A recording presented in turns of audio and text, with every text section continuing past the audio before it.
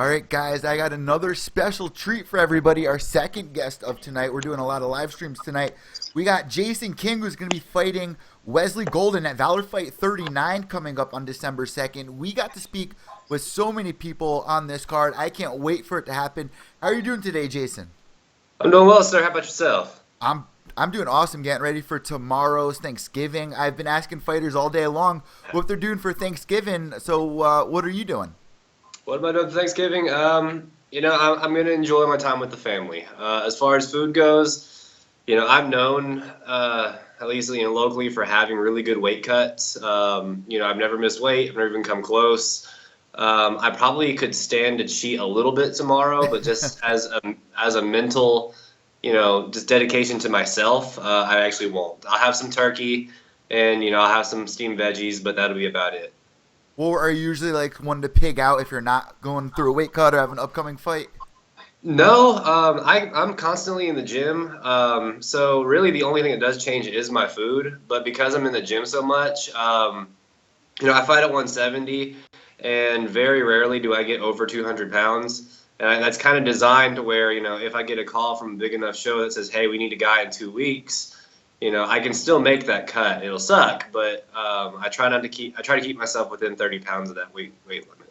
Well, we were talking with Dan Severn last night, and he was saying, back in my era, the no holds bar era, we didn't know who our opponent was until the day before. Now we have YouTube, we have Twitter, we can Right. look up our opponents. Are you big on looking up who your opponent is and really studying them, or do you not want it to get into your head too much? I used to be. I used to be like, I'm gonna look at every video this guy has. I'm gonna check out and analyze every little thing he does. But I actually recently, starting my last fight, I find out who my opponent is. I might look at one video, and then after that, I don't look at anything else. And the reason being is, like you said, it does not that my opponent gets in my head, but I felt like I was thinking about the wrong things. Whenever you're looking up video of your opponent, you're thinking, oh, he does that well, or oh, he does that poorly. That's my coach's job, and my coach does a great job of analyzing that for me. My job is to do what I do well, regardless of what he does. So, instead of focusing on my opponent, my coach watched the videos, he saw what he had to give me, and we tailored a game plan around it, and all I focused on is my game plan. I trust my coach. I know my game plan will work as long as I believe and practice, that set plan. And as long as I'm focusing on me, I have a better chance of performing well in the fight. And like I said, I did that for my last fight, and it went really well. Well, we saw at UFC 205, Eddie Alvarez going in there against Conor McGregor, and he threw his game plan right out the window, it almost seemed like. Who were you rooting for in that fight? Were you able to watch that? Yeah, I watched the whole card, and honestly, the card, the only thing that upset me was the Cowboy fight getting canceled. Oh, Cowboy, man. I'm a big fan of Cowboy. He's my favorite fighter in the UFC for sure. But as far as the Alvarez Conor fight, part of me wanted Alvarez to win just because Conor is Conor. I mean, he's very loudmouth. He's very brash and arrogant, but at the same time, I respect that too because he's a businessman. First and foremost, he's trying to make that money, and people talk about doing this for the love of the sport, and that's true. But it's a lot nicer to do it and get paid. Yeah, we were just talking about it right before you came on because you got stuck at work for a little bit. I try to Yeah. tell everybody, unless you're Conor McGregor or one of the top guys, even Jose Aldo struggles. Yeah. It's a real thing. So unless you're making that much money, you're struggling as a fighter. So, in this day and age, what does it mean to you to see how far MMA has come in 2016? Not just for the UFC, but for Bellator, for Valor Fights, for Victory Titan. What does it mean to you?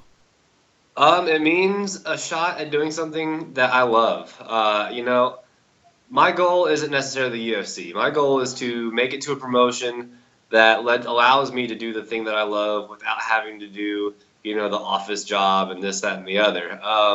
But the explosion in MMA, and like you said, even with Valor Fights in the local region, Tim Loy has done a great job of building that brand and giving us a platform.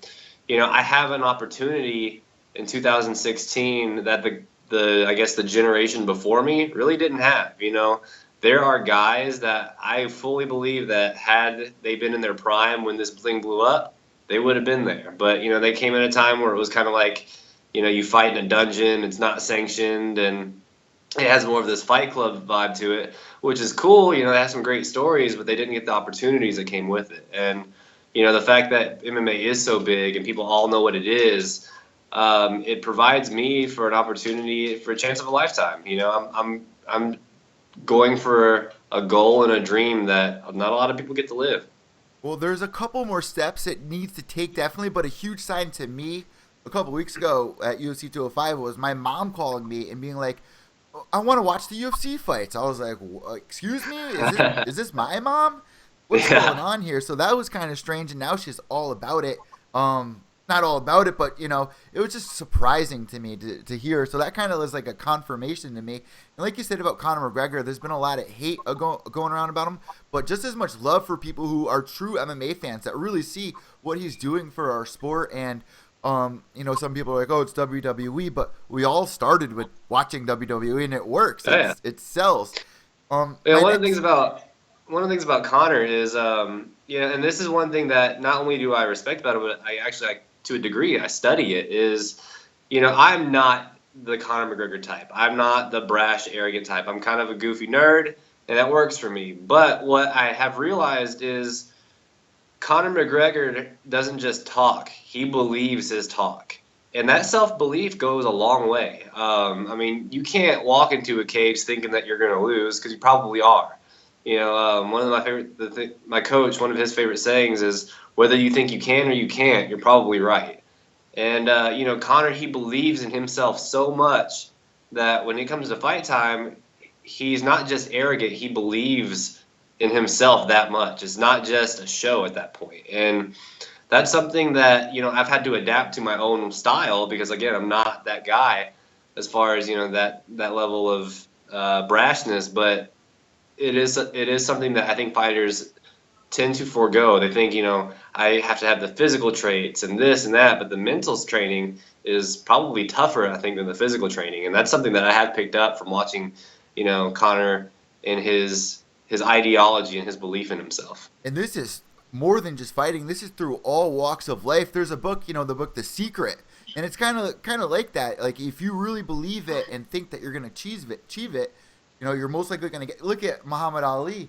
I'm putting the picture behind me of Muhammad when he knocked out Sonny Liston. He said that I had to believe that I was the best in the world before I could achieve that, and that's huge. And that's what Conor's doing this day and age. My next question to you. You fought twice this year. This will be now your third time. Was that something you planned coming into 2016? Yes. In the end of 2015, my coach had me and all the fighters out of KMA. We had to write our goals for the year. And one of my goals was, I am going to fight 3 times this year. Nice. I barely got it in there. I had to wait till the last month to get it. But, yeah, that was a goal. That was something we set out to do. I've never fought 3 times in a year, so this was something I really wanted to push. And my goal for next year, assuming that I can stay healthy between fights and not get too banged up, is I want to fight 4 times a year. I spent a long time just doing the 1 or 2 fights a year, and I want to take this to the next level, and I want to try to push that as much as I can. And MMA fighters, they have a shelf life. It's not like we're not out there taking punishment every day. So you have a shelf life. You have a certain amount of time where you can really make that push. And for me, that time is now, and that's what I plan on doing. So the sad thing that a lot of people get really frustrated about this day and age, like we're just talking about, you really got to promote yourself more. Where are you on social media for my listeners and anyone watching this video to find you and see what you're doing on a daily basis? All right, yeah. I'm on Facebook a lot. You can look up Asian Persuasion MMA. I promise I'm the only one. But yeah, I'm on Facebook a lot. I also have an Instagram account.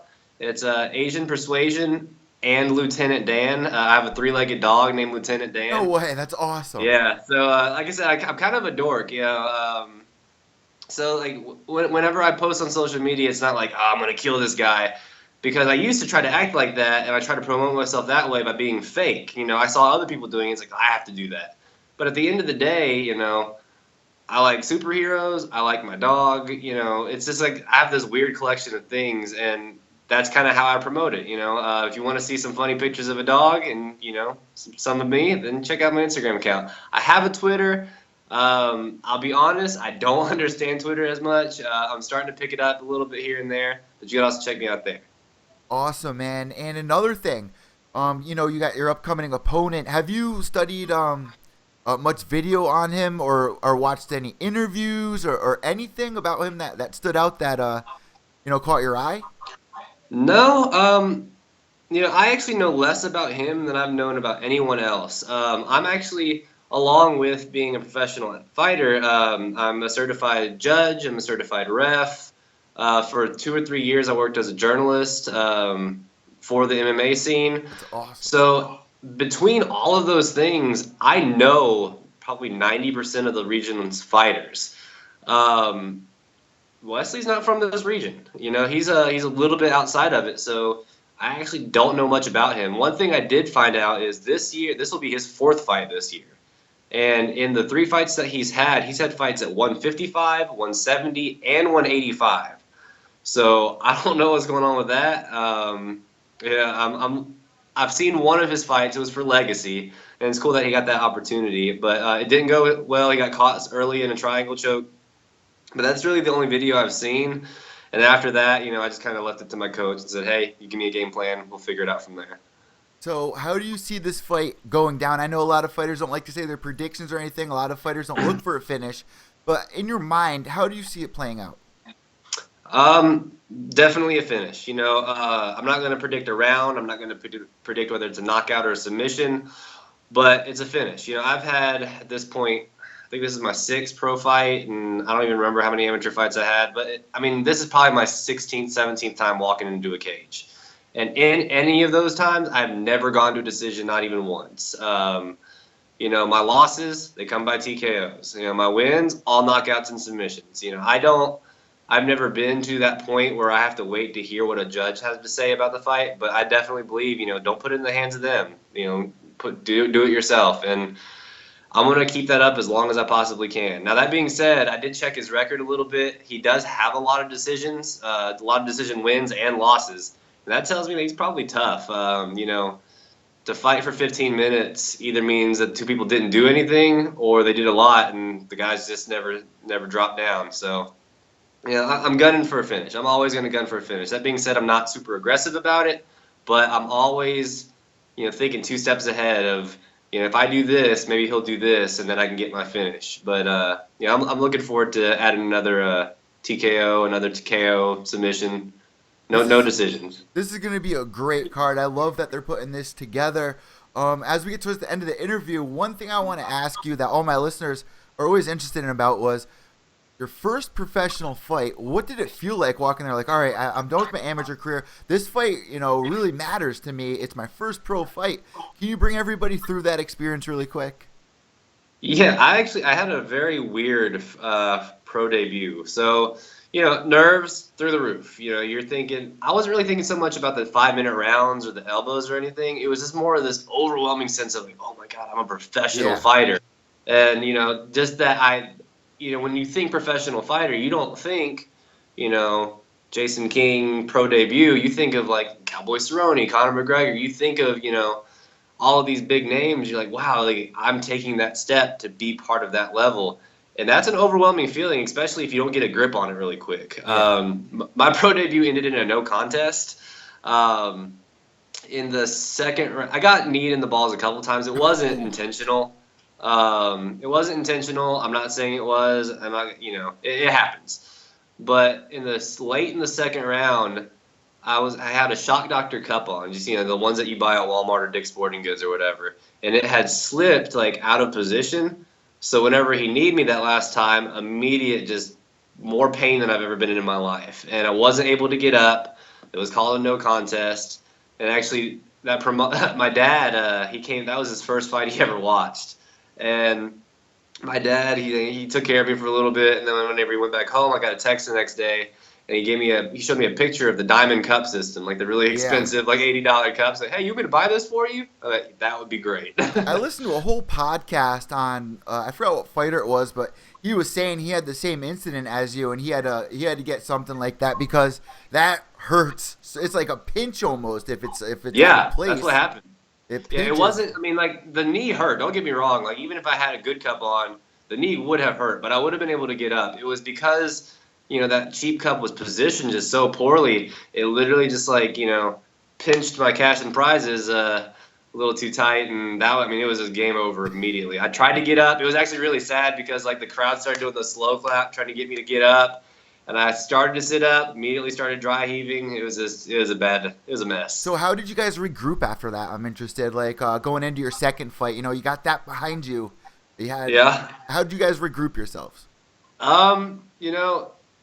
Let's see. That was in November of 2014, and then January 2015, I fought again. Really, we just we chalked it up as a to for lack of a better way of putting it, as a shit happens moments. It happened. There's nothing I can do to change it. I'm still technically 0-0, which is a weird thing to do for your second pro fight. So actually my second fight was a weird one too, because I had an opponent, and 2 weeks before the fight, he dropped out. And then we got a second opponent right away, totally cool. 4 days later, he dropped out. Wow. And then it was so in my mind, I was like, okay, well, I'm not fighting. And then the guy named James Foster, he's been around the block for a long time now.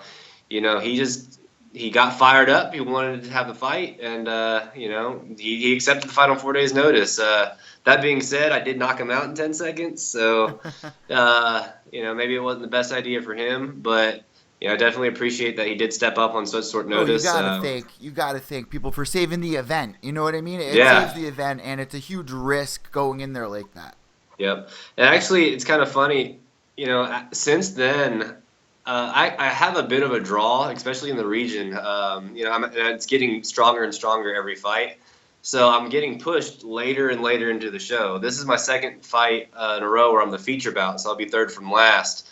But that fight, I was actually the first fight of the night, which amateur pro has never happened to me before other than that night. And that was the coolest experience of my life, because normally you're back there, you go from high pace, high level of adrenaline, and then a crash, and then adrenaline, and then a crash. And I had no time to do any of that. I hit the mitts 5 times. They're all right, you got to go. I was oh man, we got to go. So, that's one thing. People ask me, what am I looking forward to most when I make it to the big show? It's probably that my first couple fights are going to be pretty early. I just get to go out there and be the guy that has no pressure really. Just I'm not the main event anymore. I'm not the co-main or the feature bout. I just get to get out there, do my thing, and get out. So. Well, we're all excited for your upcoming fight at Valor Fight 39 coming up December 2nd. I can't wait. Thank you so much, Jason, for coming on Pure Evil MMA. I really appreciate it, and I wish you the best of luck. What I like to do at this point is hand the microphone over to you, even though I can't. If you have any shout-outs or anyone you want to thank, the floor is now yours, brother. All right. Well, first off, thank you, sir, for giving me the opportunity to have this interview. I'd like to thank Valor Fights for picking me up as one of their sponsored fighters. And let's see, I'd like to thank Knoxville Martial Arts Academy, 10th Planet Knoxville for kicking my ass there. Frankie's Body Shop for personal training, Fit Tech by Chloe Padilla, Mad Tatter Studios, Just Heart Apparel. All of you guys, love you to death. NutriShop Knoxville, thank you so much for everything you've done. And thank you to every single fan, every single person that sent some love my way. It's definitely appreciated. I hope you guys all have a happy Thanksgiving, and God bless. We'll have a great holiday, and good luck at your fight. You too. Thank you, sir. Have a good day. Night. So there you go, guys. Another interview in the books. I got 2 more fighters to interview tonight, but stand by, because at 10 p.m. Eastern Time, I'll be going live with the infamous Ted Check right here on YouTube. Subscribe down below. It's going to be a lot of fun, guys. We have an open chat room, a lot to talk about, a lot of UFC news, MMA news, all around. It's been a wild week, so stay tuned, subscribe down below, and I'll see you in an hour. I'm Evil Eddie from Pure Evil MMA, Pro Wrestling Authority, and FrontProofMedia.com. Behave yourselves, everybody, and don't be late, 10 p.m. sharp.